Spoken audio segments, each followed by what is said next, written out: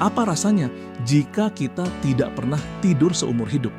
Mungkin ini pertanyaan untuk ubur-ubur, hewan purba yang menarik perhatian ilmuwan.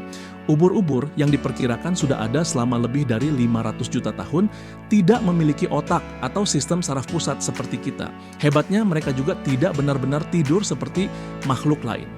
Penelitian di tahun 2022 menunjukkan ubur-ubur hanya memperlambat aktivitasnya saat istirahat. Mereka tetap waspada terhadap bahaya dan tetap berenang meski perlahan. Ini membuat para ahli penasaran, apakah tidur benar-benar diperlukan?